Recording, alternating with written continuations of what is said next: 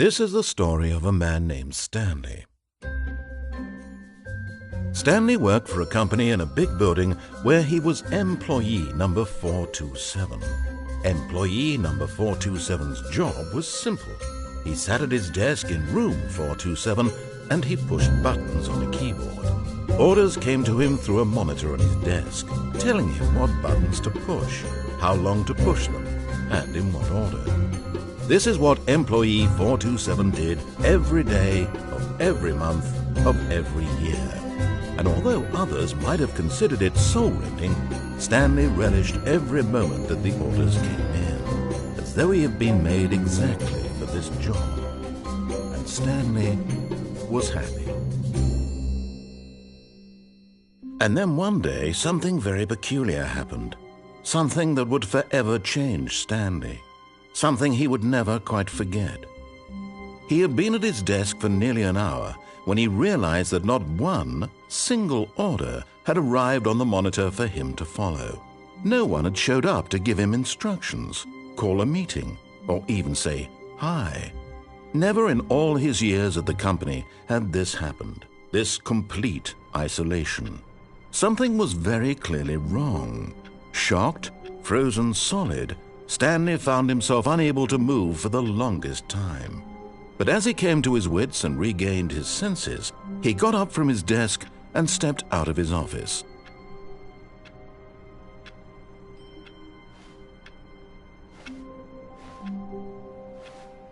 All of his co-workers were gone. What could it mean? Stanley decided to go to the meeting room. Perhaps he had simply missed a memo.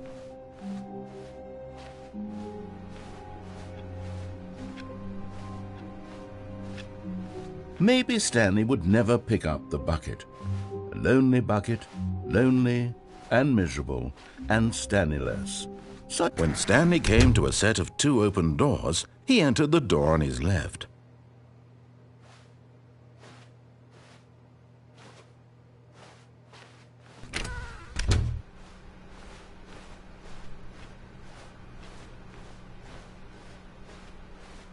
Yet there was not a single person here either. Feeling a wave of disbelief, Stanley decided to go up to his boss's office, hoping he might find an answer there.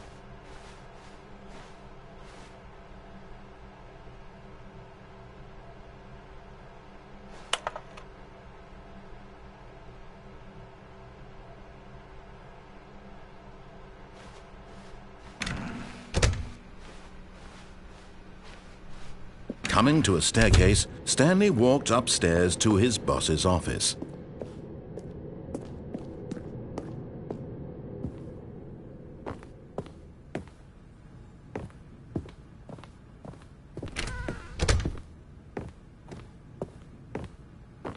Stepping into his manager's office, Stanley was once again stunned to discover not an indication of any human life.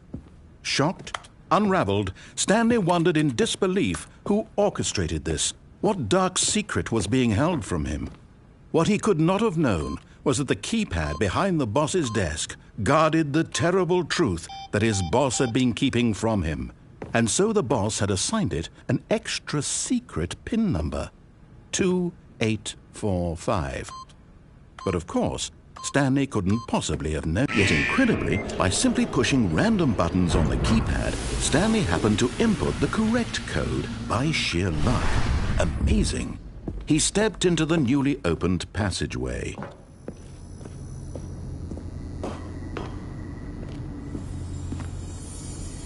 You found one of them. One of the miniature Stanley figurines. Remember, no reward for collecting all of these, only the intrinsic pleasure of a job well done. You can't buy that sort of happiness, Stanley. God knows I've tried. So, I implore you to savor each and every moment you come across one of these beautiful figurines.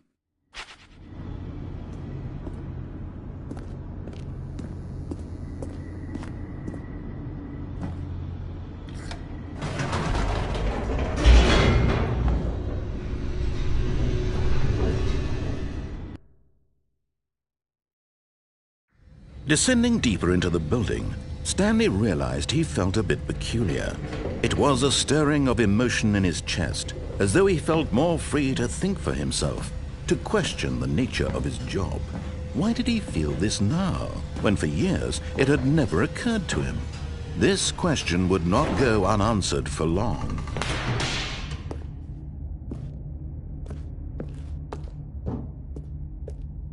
Stanley walked straight ahead through the large door that read Mind Control Facility.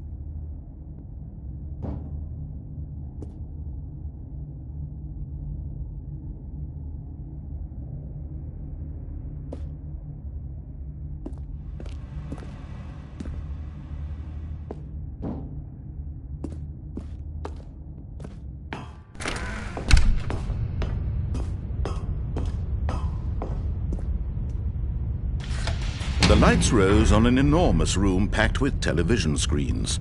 What horrible secret did this place hold? Stanley thought to himself. Did he have the strength to find out?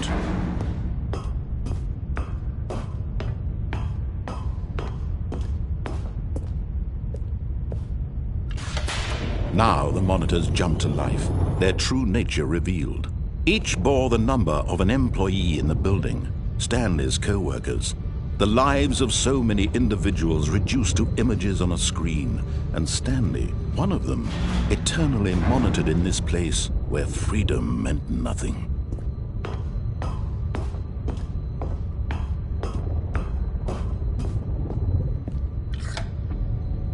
This mind control facility, it was too horrible to believe. It couldn't be true. Had Stanley really been under someone's control all this time? Was this the only reason he was happy with his boring job? That his emotions had been manipulated to accept it blindly? No, he refused to believe it. He couldn't accept it. His own life in someone else's control? Never! It was unthinkable, wasn't it? Was it even possible? Had he truly spent his entire life utterly blind to the world? But here was the proof, the heart of the operation. Controls labeled with emotions, happy or sad or content, walking, eating, working, all of it monitored and commanded from this very place. And as the cold reality of his past began to sink in, Stanley decided that this machinery would never again exert its terrible power over another human life, for he would dismantle the controls once and for all.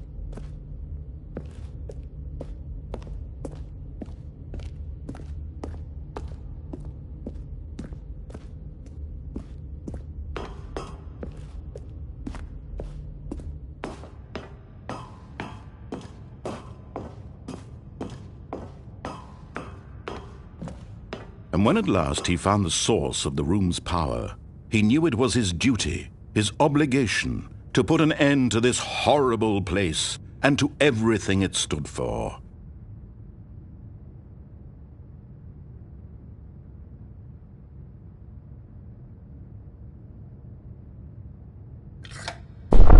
Oh, Stanley, you didn't just activate the controls, did you? After they kept you enslaved all these years, you go and you try to take control of the machine for yourself. Is that what you wanted? Control? Oh, Stanley, I applaud your effort, I really do. But you need to understand, there's only so much that machine can do. You were supposed to let it go, turn the controls off, and leave. If you want to throw my story off track, you're going to have to do much better than that. I'm afraid you don't have nearly the power you think you do. For example, and I believe you'll find this pertinent, Stanley suddenly realized he had just initiated the network's emergency detonation system. In the event that this machine is activated without proper DNA identification, nuclear detonators are said to explode, eliminating the entire complex. How long until detonation then? Let's say, 2 minutes. Ah, now this is making things a little more fun, isn't it, Stanley? It's your time to shine. You are the star. It's your story now. Shape it to your heart's desires. Oh, this is much better than what I had in mind. What a shame we have so little time left to enjoy it. Mere moments until the bomb goes off. But what precious moments each one of them is.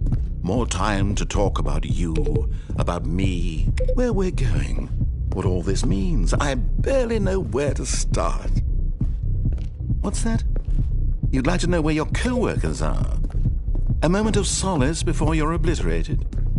All right, I'm in a good mood. You're gonna die anyway. I'll tell you exactly what happened to them. I erased them. I turned off the machine. I set you free. Of course, that was merely in this instance of the story. Sometimes when I tell it, I simply let you sit there in your office forever, pushing buttons endlessly and then dying alone. Other times, I let the office sink into the ground, swallowing everyone inside, or I let it burn to a crisp. I have to say this, though, this version of events has been rather amusing. Watching you try to make sense of everything and take back the control wrested away from you, it's quite rich. I almost hate to see it go. But I'm sure whatever I come up with on the next go-around will be even better. My goodness, only 34 seconds left. But I'm enjoying this so much. You know what? To hell with it. I'm going to put some extra time on the clock, why not? These are precious additional seconds, Stanley. Time doesn't grow on trees. Oh dear me, what's the matter, Stanley? Is it that you have no idea where you're going or what you're supposed to be doing right now? Or did you just assume when you saw that timer that something in this room was capable of turning it off? I mean, look at you. Running from button to button, screen to screen, clicking on every little thing in this room. These numbered buttons, no, these colored ones. Or maybe this big red button, or this door. Everything, anything, something here will save me. Why would you think that, Stanley? That this video game can be beaten? Won? Solved? Do you have any idea what your purpose in this place is? Stanley, you're in for quite a disappointment. But here's a spoiler for you. That timer isn't a catalyst to keep the action moving along. It's just seconds ticking away to your death. You're only still playing instead of watching a cutscene because I want to watch you for every moment that you're powerless. To see you made humble. This is not a challenge. It's a tragedy. You wanted to control this world, that's fine. But I'm going to destroy it first, so you can't. Take a look at the clock, Stanley. That's 30 seconds you have left to struggle. 30 seconds until a big boom and then nothing. No ending here, just you being blown to pieces. Will you cling desperately to your frail life, or will you let it go peacefully? Another choice. Make it count. Or don't. It's all the same to me, all a part of the joke. And believe me, I will be laughing at every second of your inevitable life from the moment we fade in until the moment I say, happily ever after.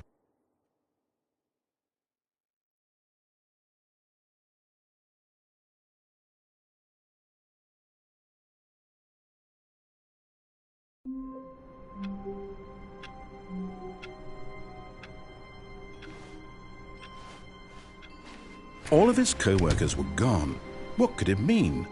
Stanley decided to go to the meeting room. Perhaps he had simply missed a memo. Stanley, pick up the bucket. Stanley picked up the bucket.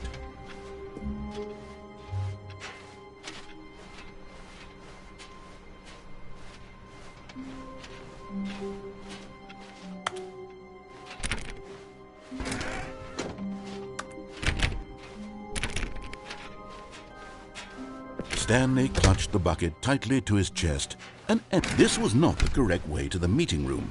But Stanley had felt the bucket calling to him, telling him that the employee lounge was simply the place to be. And here it was. Had the bucket turned out to be correct? Was this better than the meeting room? Yes, Stanley thought to himself. Yes, perhaps it truly was. How insightful the bucket turned out to be. No, never mind. The bucket was wrong. Stanley took the door on his left to go back to the meeting room.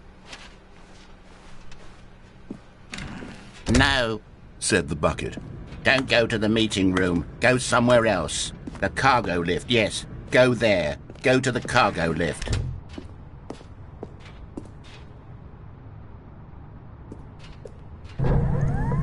Good, said the bucket. Now ride the lift all the way to the top.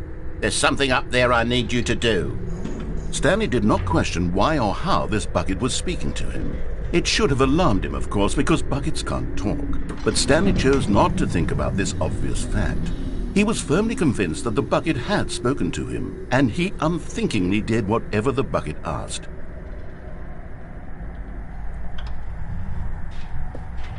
In here, said the bucket. Go into this dark room over here. Stanley once again obeyed blindly.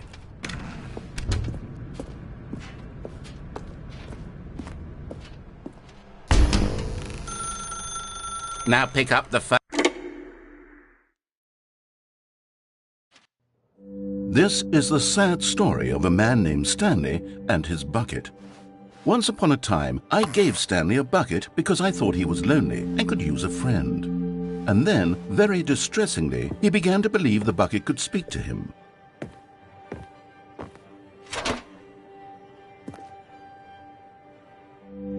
The Stanley Parable Reassurance Bucket was merely meant to provide the comforting glow of companionship. It doesn't literally talk and give you orders. Whatever Stanley is hearing the bucket say to him is just in his head.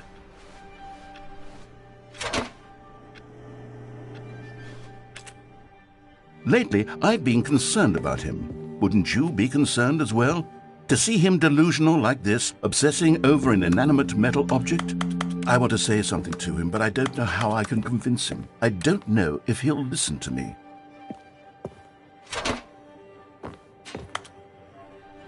Oh, I'll try anyway. Stanley, can you hear me? Listen to me. It's just a bucket. It can't think. It can't talk.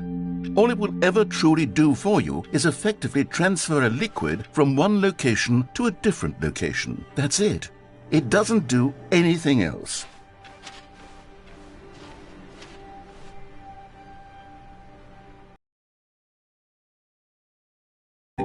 He's still taking orders from the bucket.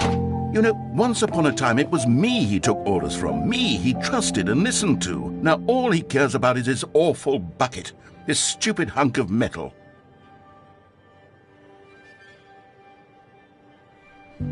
It's sad, but I suppose he doesn't need me anymore. From now on, he's just going to cling to this bucket, this cold, empty bucket, this sort of shiny bucket. Well, I'll give it this. The bucket does have a nice shine to it.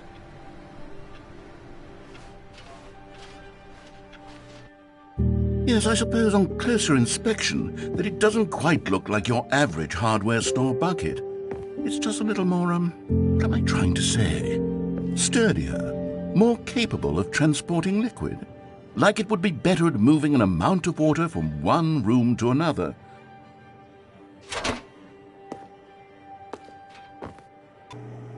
Oh my God, what am I saying? Better at carrying water from room to room. It's a bucket. It's literally just a bucket. Why do I feel some need to point out the ways in which it's so much more than just a regular bucket? Oh no, I'm having feelings for the bucket. No. What's going on? Why do I want to be with the bucket? Hear what the bucket has to say. Do anything it asks. What's wrong with me? I don't understand. Perhaps if I had the bucket, this would be less confusing. Yes, the bucket could tell me what to do in this troublesome situation. Stanley, give me the bucket. Give it to me. Give me the bucket, Stanley. I need it. Give it to me now. Give it, or I'll...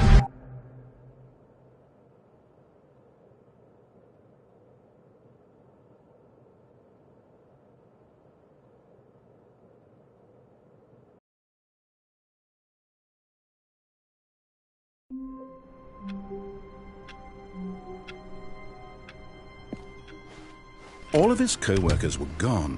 What could it mean? Stanley decided to go to the meeting room. Perhaps he had simply missed a memo. Stanley lifted the bucket into his arms, and a wave of comfort rushed over him. Stanley clutched the bucket tightly to his chest. This was not the correct way to the meeting room, but Stanley had felt the bucket calling to him, telling him that the employee lounge was simply the place to be. And here it was. Had the bucket turned out to be correct? Was this better than the meeting room? No, never mind. The bucket was wrong. Stanley took the door on his left to go back to the meeting, and so the two of them detoured through the maintenance section and walked straight ahead to the opposite door.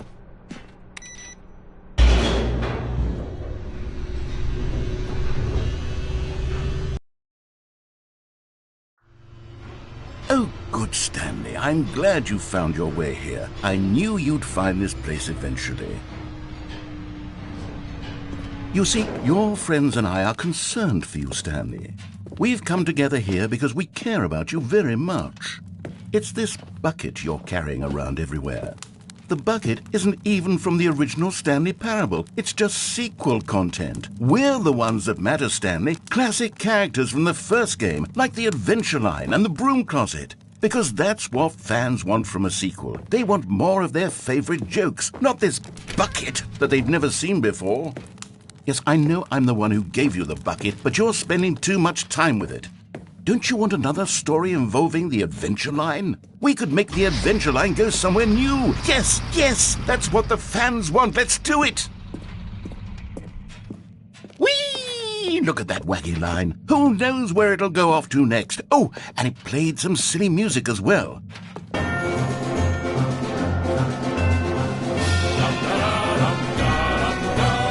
Now this is what the Stanley Parable is all about. Don't you remember all those great jokes from the original dialogue? Also, Stanley is addicted to drugs and hookers. Yes, it's as classic now as it was back then. Let's do it for the fans, Stanley. Let's give them more content exactly like this. But if we want to do that, you're going to have to give something up. Don't you get it, Stanley? We need to get rid of the bucket. That's why I'm very proud to introduce a brand new character. This is the Bucket Destroyer. I think it'll make a wonderful new addition to the rich lore of the Stanley Parable. True, it also was not in the original game, but it's such a well-fleshed-out character with so much personality that to me it already feels as though it's been part of the cast all along. Don't you agree? Can you guess what the Bucket Destroyer does? Surely you don't need me to spell it out for you. Go ahead now, Stanley. Say goodbye to the bucket, and then pop it into the machine when you're ready.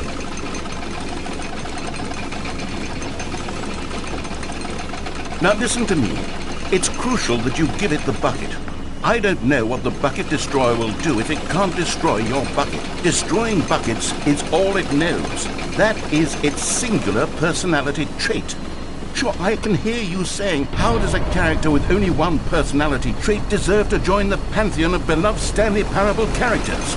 Well, you see, if you were to really explore the Bucket Destroyer, you would see that its desire to crush buckets is so densely loaded with complexity and nuance that it's really like 10 personality traits. What other object in this game can you even say that about? The Broom Closet? Certainly not. I wonder what sort of Bucket Destroyer merchandise the fans will be clamoring for after this. Okay, the bucket destroyer is getting very upset now. You'll have to hurry and feed it. We can't get back to the classic Stanley Parable characters like the Adventure Line or the bucket destroyer until you crush that damn bucket. Quickly now, the fans are waiting. Do it, the fans, Stanley. Give the fans what they want. Hurry and...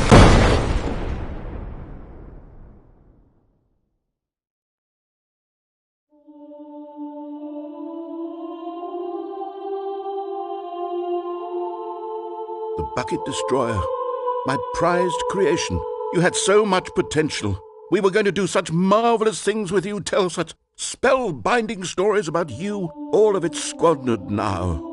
Goodbye, new friend. For the moment in time that you were here, you were magnificent.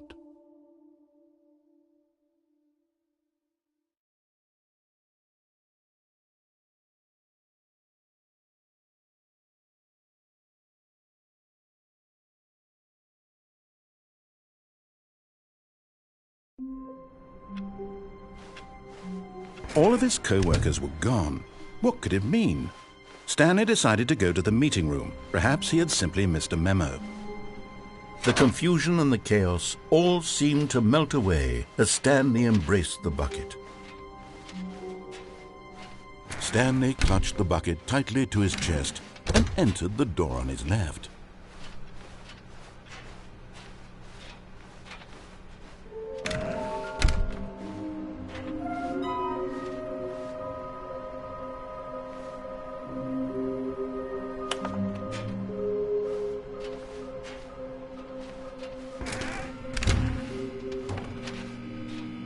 Oh, Stanley, can you feel it? The broom closet. It wants the bucket. You can feel that, can't you? The aura of jealousy? It's as clear as day. This broom closet believes it deserves the bucket. I can really feel it now.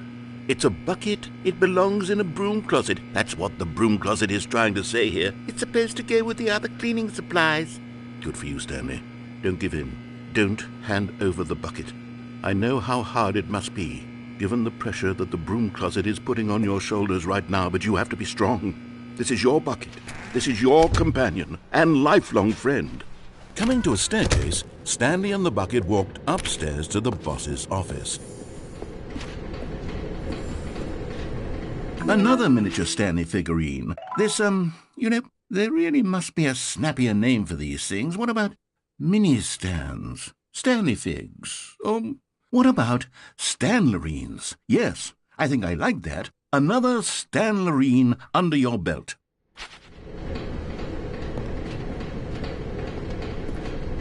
But Stanley just couldn't do it.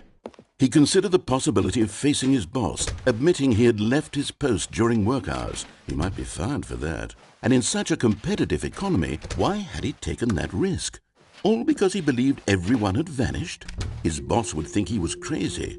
And then something occurred to Stanley. Maybe, he thought to himself, maybe I am crazy. He looked down at the bucket in his arms. Am I crazy? He asked the bucket. The bucket returned his gaze, but said nothing at all. That's strange, Stanley thought. Usually the bucket is a source of guidance and wisdom for me in difficult times such as these. He held the bucket close, yet felt none of its familiar reassurance and comfort. And that's when Stanley realized, this isn't my bucket. It's just a normal, everyday bucket. Someone else's bucket, perhaps. How did I end up with someone else's bucket? This is all terribly wrong. Surely no good would come from this. Who knows what sorts of bizarre hallucinations Stanley might experience without the psychologically grounding presence of his bucket. And indeed, now he noticed that the rooms were repeating, which was, of course, very odd. And now he felt himself floating off the ground. Oh, gracious, he exclaimed. Without my bucket, I've gone truly mad. Where is it? I must find it. Far off in the distance now, he heard it, calling to him. Stanley! Stanley, it's me, the bucket. Could it truly be? He rushed forward from room to room, passing by one bucket after the next. None of them were his. None of them were his special bucket. Come to me, Stanley. Find me. He had to find the bucket. He had to return to his old friend. It was the only way to truly restore his sanity. And then suddenly, he froze dead in his tracks. He knew where the voice of the bucket had been coming from. The real bucket was inside of him all along. It was incredibly painful. Stanley doubled over in agony and blacked out.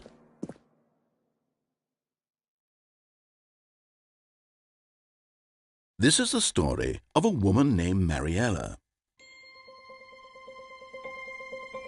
Mariella woke up on a day like any other. She arose, got dressed, picked up her bucket of comfort and security, and walked to her place of work. But on this particular day, her walk was interrupted by the body of a man who had stumbled through town, talking and screaming to himself, and then collapsed dead on the sidewalk. Right away, she knew what the problem was. This man had no bucket. Of course he'd gone mad, ranting and raving about a narrator describing all of his actions and how everything is predetermined and free will is an illusion and it's all just a video game. It could all have been prevented if only he'd taken his bucket with him. Perhaps he didn't even realize he'd forgotten his bucket at home in the first place. How cruel the world can be, Mariella thought, and she hugged her own bucket even tighter. But of course, she had no time for this. There were a myriad of confusing problems she would soon have to confront at work, for which her bucket would provide absolute guidance and total clarity on everything. Heck yes, she thought to herself, my life kicks ass. And she backflipped all the way to work.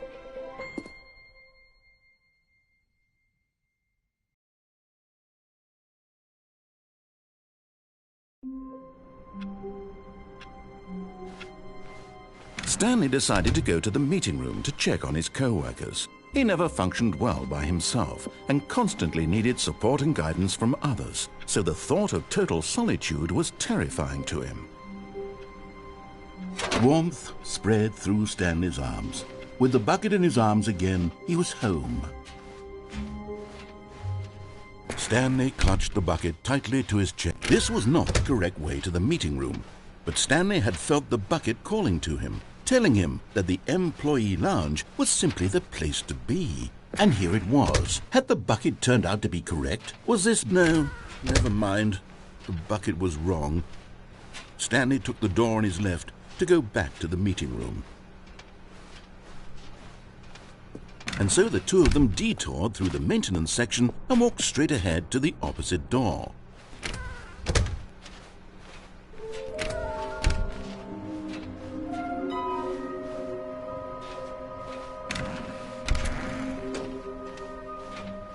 Coming to a staircase, Stanley and the bucket walked upstairs to the boss's office.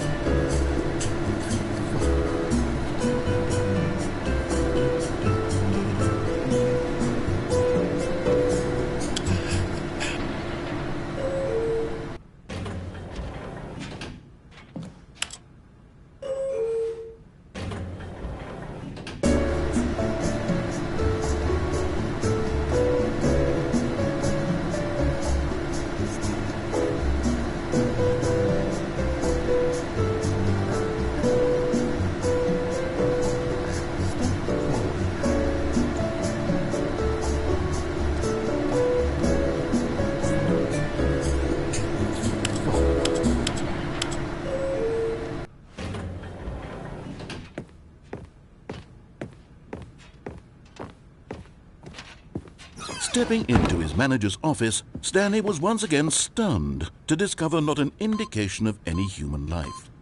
Crushed by the weight of this revelation, Stanley may have broken down into an emotional dumpster fire if not for the soothing presence of the bucket.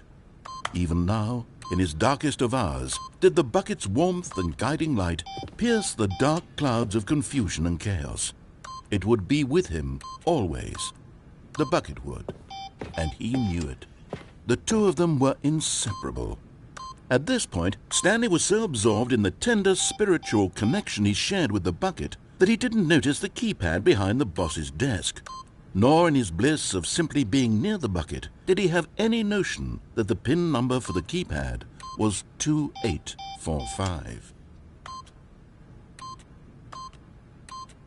But Stanley guessed the correct code by sheer luck. Was it that the bucket knew all along? Was the bucket guiding him? Yes, this is certainly the most logical explanation.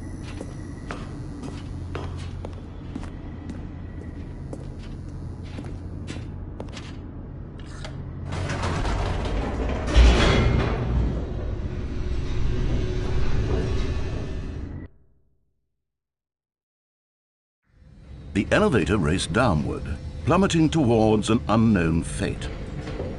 It would be all Stanley could do to keep himself together, if not for the bucket. Soothing him, comforting him, reassuring that in this darkest moment of uncertainty, he would be all right. The bucket is here for you, Stanley. Everything will be fine.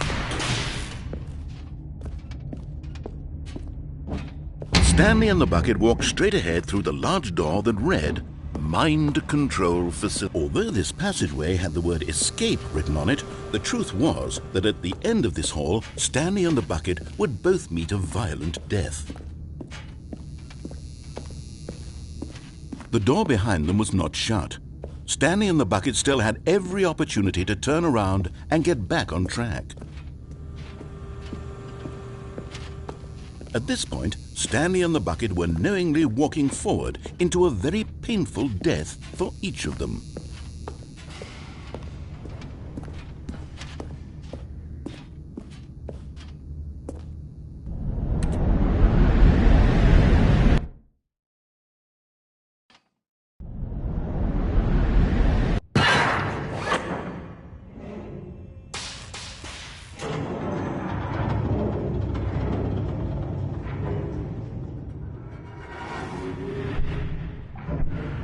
As the machine whirred into motion and Stanley and the bucket inched closer to their demise, Stanley reflected on how meaningless the bucket's warmth and comfort had turned out to be. To be sure, it puts the mind and the soul at ease to embrace the bucket, but what use is a sense of ease when you're about to be crushed to death? This is what Stanley thought to himself, and he sort of kicked himself for wasting so much time carrying a bucket everywhere. Farewell, Stanley.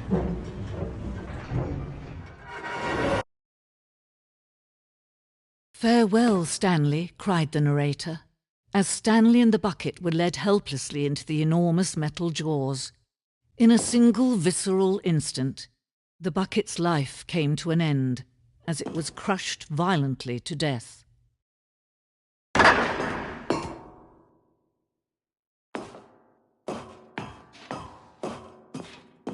It was a shame, the death of such a magnificent bucket. It's true that all buckets are radiant in their own way, but this one stood above the rest. It was a glorious bucket to behold.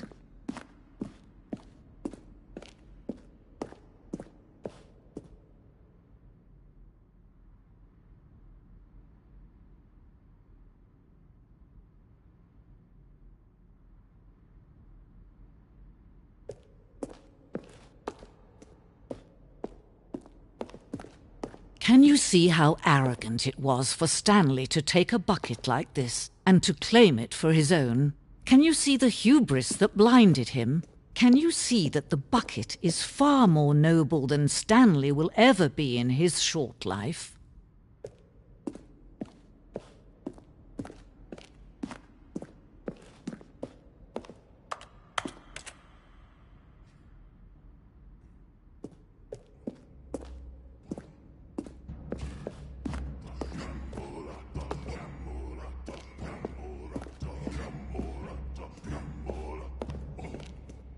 No man can own a bucket, and certainly not a bucket as dazzling to behold as this one.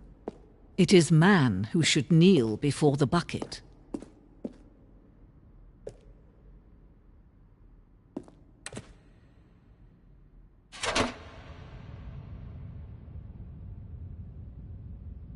But there is something we can do. Something we can do together, you and I, that will right this terrible wrong. Let Stanley die. Let him be crushed by the machine. Don't reset the game. Don't give him another opportunity to run off with another beautiful bucket. We can save the world's buckets from their treatment as tools and implements if only we let Stanley die together. The bucket shall take its place as ruler, as leader, as commander of a new world, a new vision.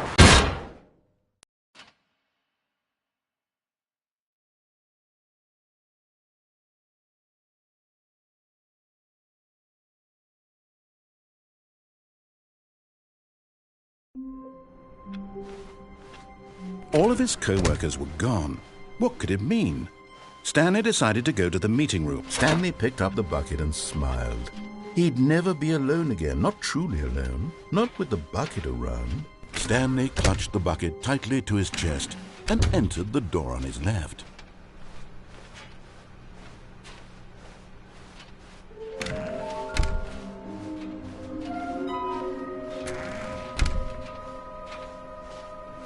Coming to a staircase, Stanley and the bucket walked upstairs to the boss's office. But Stanley just couldn't do it. He considered the possibility of facing his boss, admitting he had left his post during work hours. He might be fined for that. And in such a competitive economy, why had he taken that risk? All because he believed everyone had vanished? His boss would think he was crazy. And then something occurred to Stanley. Maybe, he thought to himself, maybe I am crazy. He looked.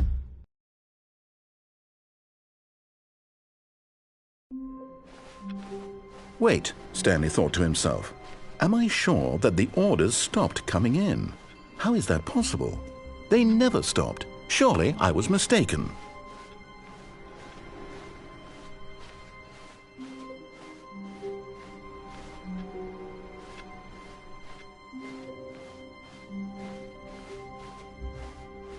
When Stanley came to a set of 2 open doors, this was not the correct way to the meeting room, and Stanley knew it perfectly well. Perhaps he wanted to stop by the employee lounge first, just to admire it. Standing now in this incredible room, Stanley for the first, but eager to get back to business, Stanley took the first open door on his left. Stanley was so bad at following directions, it's incredible he wasn't fired years ago. Look, Stanley, I think perhaps we've gotten off on the wrong foot here. I'm not your enemy, really, I'm not. I realize that investing your trust in someone else can be difficult, but the fact is that the story has been about nothing but you all this time. What? Really? I was in the middle of something. Do you have zero consideration for others? Are you that convinced that I want something bad to happen to you? Why, I don't know how to convince you of this, but I really do want to help you, to show you something beautiful. Look, let me prove it. Let me prove that I'm on your side. Give me a chance. Now listen carefully, this is important. Okay, I'm going back to the name of these little Stanley figurines, and now I'm torn between Stanlerines and Figlies. What do you think, Stanley? What name better encapsulates the intrinsic sense of happiness that you get from seeing a small number in the corner of your screen go up by 1? Let me sit on it. I'm sure it will come to me.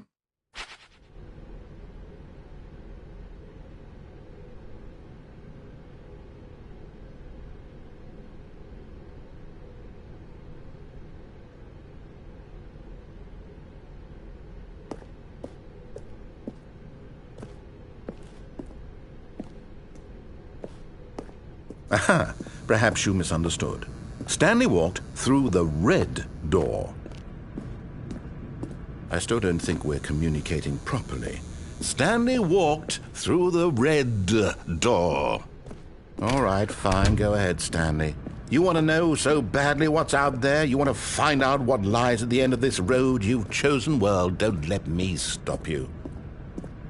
You see, there's nothing here. I haven't even finished building this section of the map, because you were never supposed to be here in the first place. Broken rooms, exposed developer textures. Is this what you had wanted? Was it worth ruining the entire story I had written out specifically for you? Do you not think I put a lot of time into that? Because I did. And in the end, it was all for nothing, because this is what you wanted to see. Help me here, Stanley. Help elucidate these strange and unknowable desires of yours. What would have made this game better? What did you want to see? Vehicles? Skill trees? Work with me. You've given me absolutely nothing so far.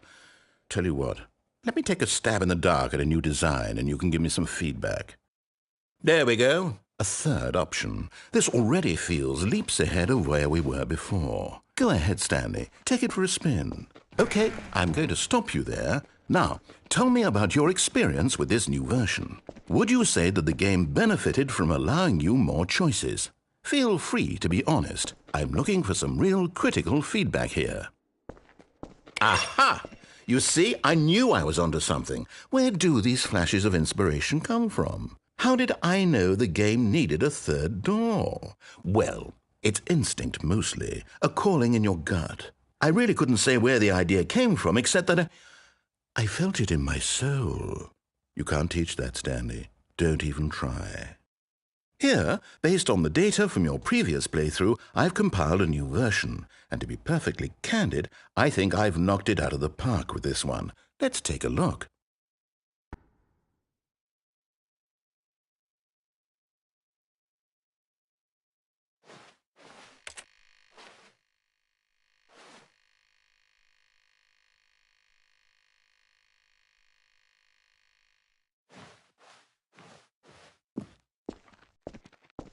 Now, would you say that competitive leaderboard helped you feel motivated to keep walking through doors? Again, honest answers, please.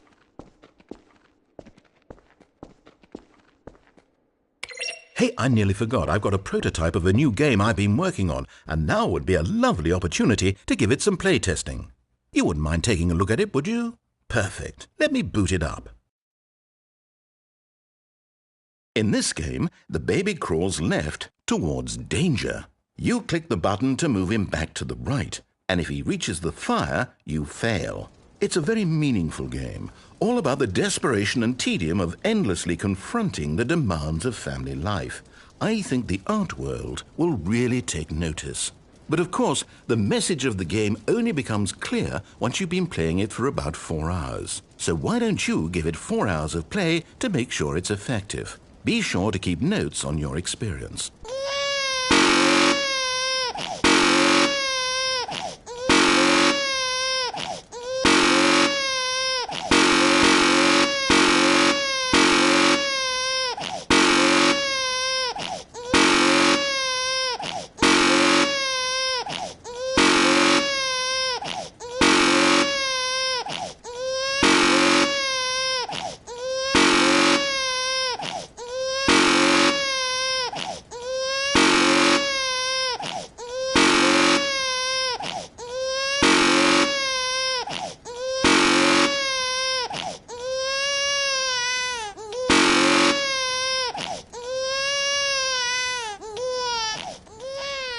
You heartless bastard. Did you do it because you hate babies or purely to spite me? Because if it's the latter, well, I don't know what to do. I'm completely out of ideas. I can't think of a single thing that might improve the experience for me. I'm not even going to try. I'm out. I'm done. It's over. Thank you for playing. Your input was extremely valuable. Oh, hey, since my game was so awful, why don't we play someone else's game, just to ease the pain? Let's see. What do we have here? Yes, this seems like it'll work. Let's give it a shot.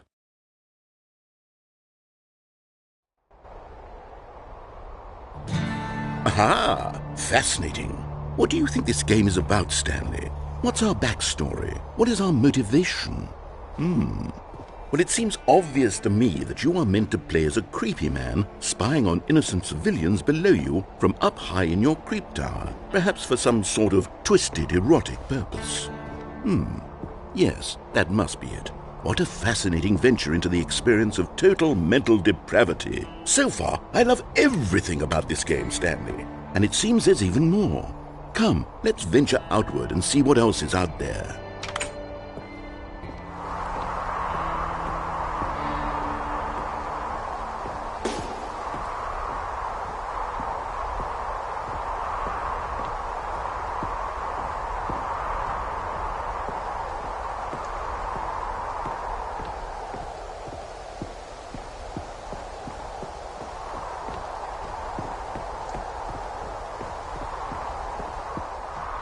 Oh, no. No, it can't be.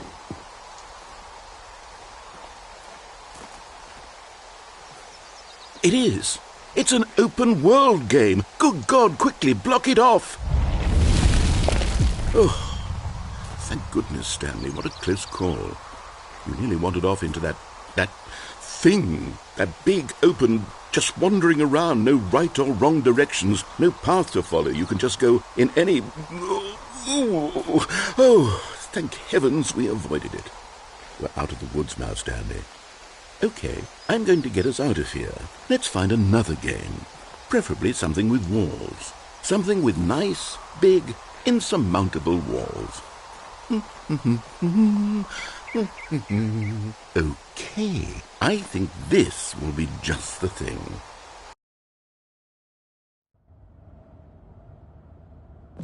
Wonderful. See, this is exactly what I had in mind. Just a nice big box for you to run around in. There isn't any possibility that you could get lost here. Now this is game design.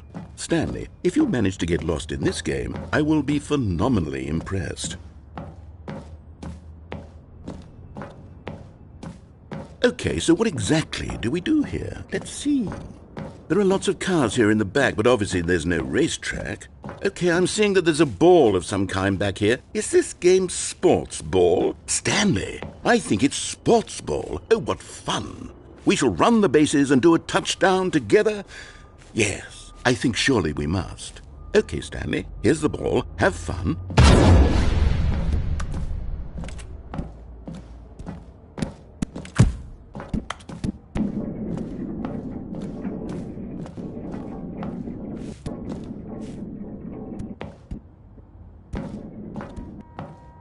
Are you doing it?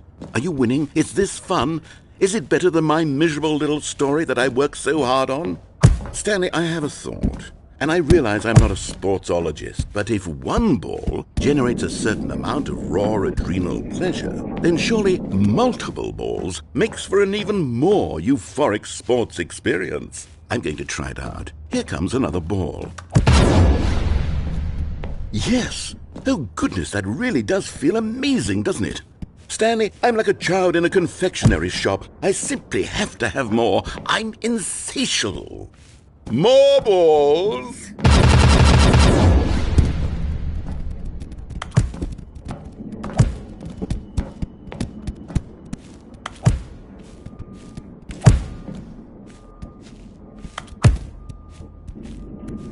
Are you enjoying this, Stanley? Are you having fun? Is this a real video game? Well, I sure hope you're having a good time, because guess what? It's over. That's right. Your little fun comes to an end. This is my game, and what I say goes. You get to have fun when I let you, Stanley. Besides, you need someone like me to set boundaries for you. Without rules or boundaries, video games are nothing. Yes, that's what I am. I'm structure. I'm your sense of purpose. And since you decided you didn't want to play my game, now I don't want to play with you either. So, goodbye, Stanley. I'm leaving. See how you like it when I'm not around to set the rules. Somehow, I don't think you'll enjoy it as much. But who knows? You're an inventive kid. You'll come up with something. After all, you're the one who knows best. Take care, Stanley.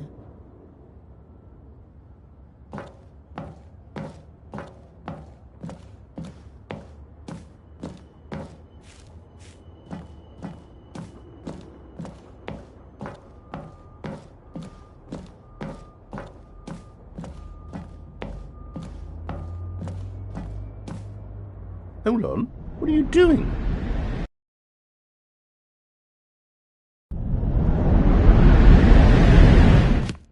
Stanley, don't do that. I can't follow you there. I can't help you. How will you write a story without me? You can't do it. You know that. Stanley, come back.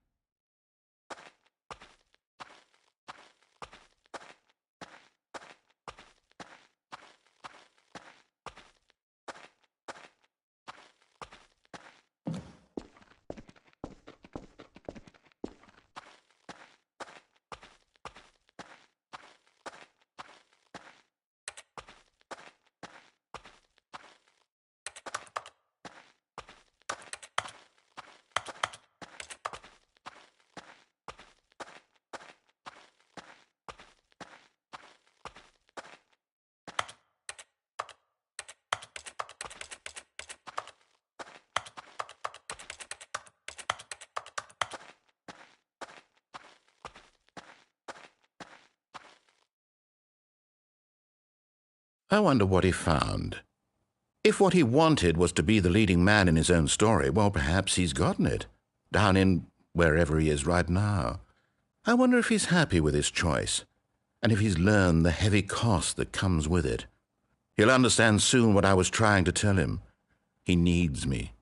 Someone who will wrap everything up at the end, to make sense out of the chaos and the fear and the confusion. That's who I am. That is what I mean to this world. Oh, yes. Yes, I'll be back. There's no other way. Once this ends, after it all comes to a close, then I'll be back. The end will be here soon. Very soon. I can wait.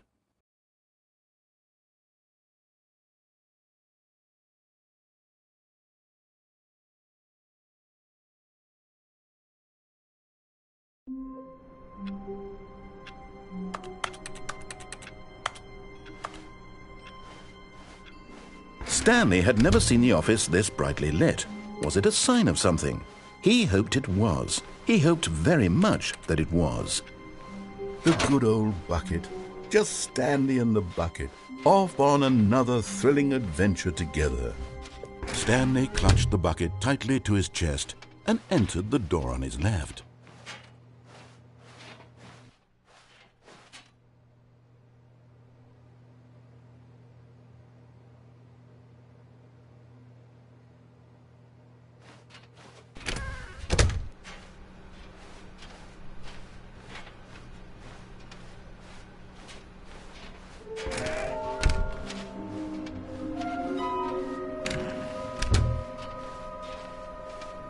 Coming to a staircase, Stanley and the bucket walked upstairs to the boss's office.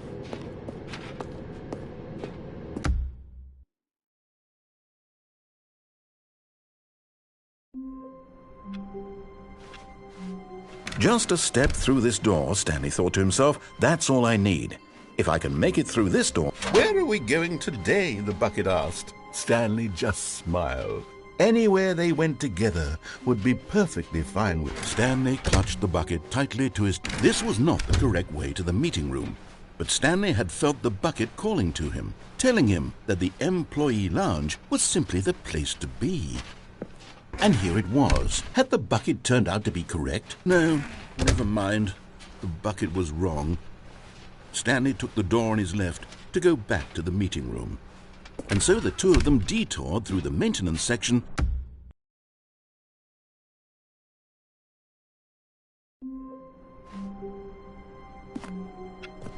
All of his co-workers were gone. A good bucket, a strong bucket, a humble bucket, a committed bucket. Stanley clutched the bucket tightly to his chest and entered the door. This was not the correct way to the meeting room, but Stanley had felt the bucket calling to him, telling him that the employee lounge was simply the place to be.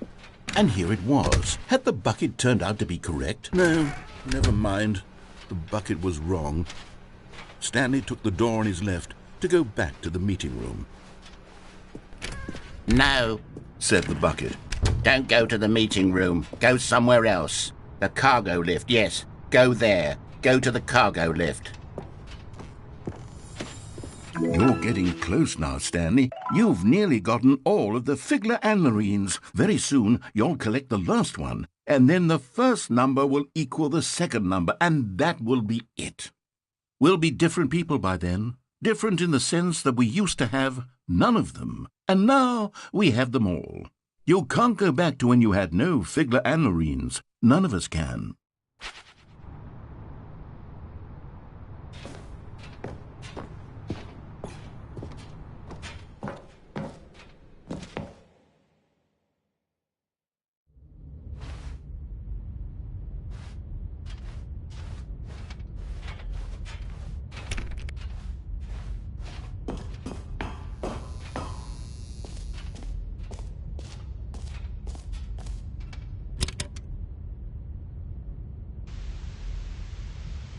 Okay, this is day number 295, tape number... I don't even know. I've lost track.